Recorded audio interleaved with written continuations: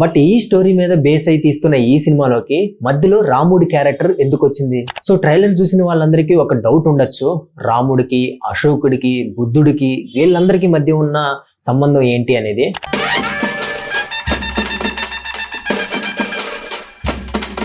Hello guys, welcome back to open చేస్తే. ఎలా ఉన్నారు? అంత బాగున్నారా? మిరాయి సినిమా, ఈ సినిమా గురించి చెప్పడానికి చాలా టైం పడుతుంది, బట్ చాలా సింపుల్ గా చెప్పడానికి ట్రై చేస్తాను.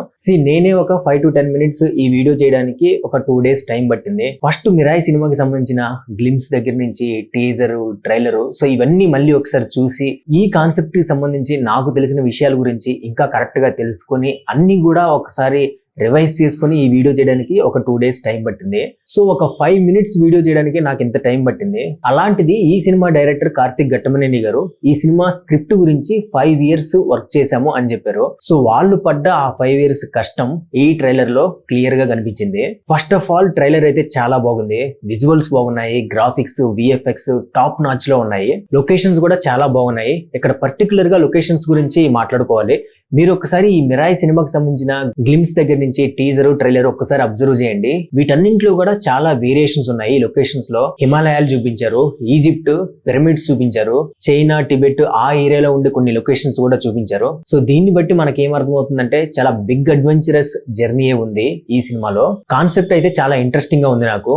Based on Ashoka and his secret 9 అని చెప్పి టైటిల్ వేశారు. బేసిక్ గా ఈ స్టోరీ అశోకుడి హిస్టరీ మీద బేస్ అయింది కాబట్టి అశోకుడి హిస్టరీ గురించి మనం ఒకసారి చూస్తే అశోకుడి గురించి చాలా స్క్రిప్చర్స్ ఉన్నాయి మన ఇండియాలో కానివ్వండి, అలాగే బౌద్ధ స్క్రిప్చర్స్ కూడా. కొన్ని స్క్రిప్చర్స్ లో అశోకుడి గురించి ఏం ఎక్స్ప్లెయిన్ చేశారంటే అశోకుడు బుద్ధిజం వైపు రాకముందు చాలా క్రౌర్యంతో ఉండేవాడు, అంటే చాలా కోపంగా ఉండేవాడు, చాలా చిన్న చిన్న తప్పులకు కూడా చాలా భయంకరమైన విపరీతమైన శిక్షలు వేసేవాడు అని కొన్ని బౌద్ధ స్క్రిప్చర్స్ ఎక్స్ప్లెయిన్ చేశాయి. బట్ కొన్ని స్క్రిప్చర్స్ కొంతమంది ఏం చెప్తున్నారంటే ఈ స్క్రిప్చర్స్ అన్ని కూడా కొంచెం రాంగ్ ఉన్నాయి.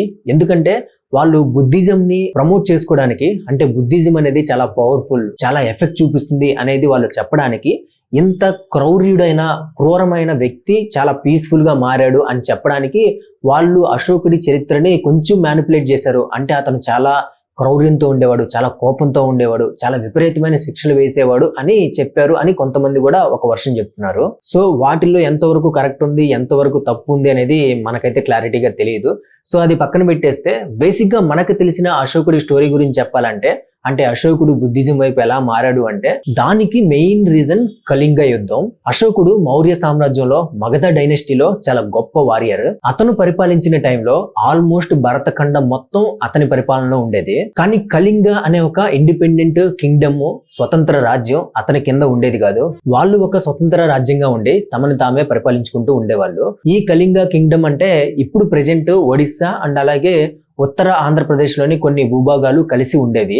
సో ఆ స్వతంత్ర రాజ్యాన్ని కూడా తన రాజ్యంలో కలుపుకోవాలని చెప్పేసి వాళ్ళ మీదకి దండెత్తి వెళ్ళాడు అశోకుడు. సో అశోకుడికి అలాగే కళింగ రాజ్యపాలకులకి మధ్య జరిగిన యుద్ధాన్నే కళింగ యుద్ధం అంటారు. ఈ కళింగ యుద్ధం చాలా భయంకరంగా జరిగింది, చాలా విపరీతంగా జరిగింది, చాలా రక్తపాతం కూడా జరిగింది. చాలా పోరాడారు కళింగ రాజ్య సైనికులు. బట్ చివరికి అశోకుడే గెలిచాడు.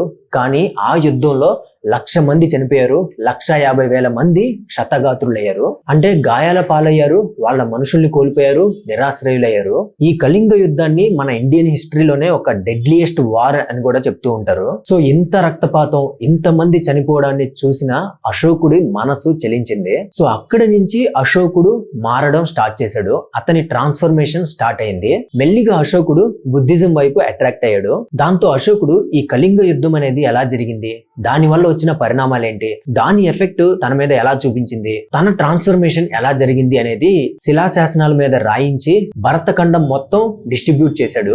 ఆ శిలాశాసనాలని, ఆ రాళ్ల మీద రాసిన అశోకుడి స్క్రిప్చర్స్ నే ఎథిక్స్ ఆఫ్ అశోక అంటారు. ఆ ఫిలాసఫీలో అతను చెప్పిన మెయిన్ పాయింట్స్ ఏంటంటే శాంతి, అహింస, అందరినీ ప్రేమించడం, జంతువుల్ని, మనుషుల్ని, అలాగే ప్రకృతిని ప్రేమించడం, ప్రకృతిని కాపాడుకోవడం, బావులు తవ్వించడం, చెట్లు నాటించడం, ప్రజల కోసం వైద్యశాలని నిర్మించడం, ఇలాంటివన్నీ కూడా అతను తన స్క్రిప్చర్స్ లో రాశాడు. ఈ స్క్రిప్చర్స్ ద్వారా అశోకుడు పూర్తిగా ధర్మం వైపు ఎలా మారాలి, పూర్తిగా ధర్మంతో ఎలా బతకాలి అనేది ఎక్స్ప్లెయిన్ చేశారు. అయితే ఇక్కడ వరకు బాగుంది, అంత మనకి తెలిసిందే. బట్ ఈ స్టోరీ మీద బేస్ అయి తీస్తున్న ఈ సినిమాలోకి మధ్యలో రాముడి క్యారెక్టర్ ఎందుకు వచ్చింది, అదే ఇక్కడ మెయిన్ ఇంట్రెస్టింగ్ పాయింట్. మీరు కానీ కొన్ని స్క్రిప్చర్స్ అబ్జర్వ్ చేస్తే ఒక విషయం ఉంటుంది. బుద్ధుడు కూడా రాముడి వంశానికి చెందినవాడే, ఇక్ష్వాకు వంశానికి చెందినవాడే అని కొన్ని స్క్రిప్చర్స్ చెప్పాయి.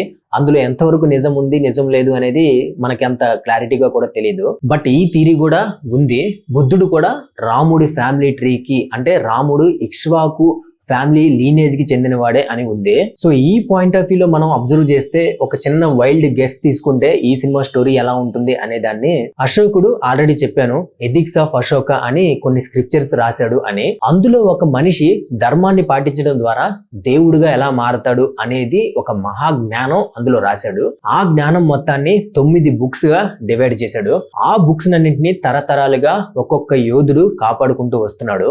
సో ఇప్పుడు ఈ కలియుగంలో ఆ బుక్స్ ని, ఆ జ్ఞానాన్ని కాపాడడానికి ఒక సూపర్ యోధ ఉంటాడు. అండ్ అలాగే ఆ బుక్స్ ని దొంగిలించి అందులో ఉన్న జ్ఞానాన్ని తెలుసుకుని ఒక దేవుడుగా మారాలి అని ట్రై చేసే ఒక విలన్ ఉంటాడు. సో అతన్ని ఆపడానికి, అశోకుడి యొక్క జ్ఞానాన్ని కాపాడడానికి, ఫైట్ చేస్తున్న హీరోకి హెల్ప్ చేయడానికి అశోకుడు ఫాలో అయింది బుద్ధుడిని, బుద్ధిజాన్ని.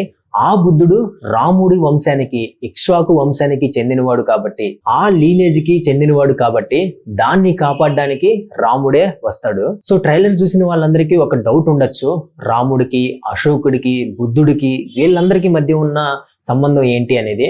సో ఒక రాముడికి, అశోకుడికి, బుద్ధుడికి ఉన్న లింక్ ఇది అనుకుంటున్నాను నేను. సో చూద్దాము ఈ సినిమా స్టోరీ దీని మీదే బేస్ అయి ఉంటుందా, లేదా వాళ్ళు 5 years స్టడీ చేశారు కాబట్టి ఇంకా డీప్ గా ఏమైనా ఉంటుందా అనేది సినిమా రిలీజ్ అయ్యాక తెలుసుకుందాము, డిస్కస్ చేద్దాము. సో అది గైస్ ఇవాల్టి మన వీడియో. ఈ వీడియో మీకు నచ్చితే ఒక లైక్ కొట్టండి. ఈ మిరాయి ట్రైలర్ మీరు చూసుంటే మీకు ఎలా అనిపించిందో, మీ అభిప్రాయాలు ఏంటో కామెంట్స్ లో చెప్పండి. అండ్ అలాగే మన స్లోగన్ గుర్తుంది కదా, నచ్చితే మెచ్చుకుందాం, అందరితో పంచుకుందాం. So please support and subscribe to open చేస్తే. పక్కనే ఉన్న బెల్ ఐకాన్ నొక్కడం మాత్రం అస్సలు మర్చిపోద్దు. సో నెక్స్ట్ వీడియోలో మళ్ళీ కలుద్దాం. Until then take care, see you all later, bye.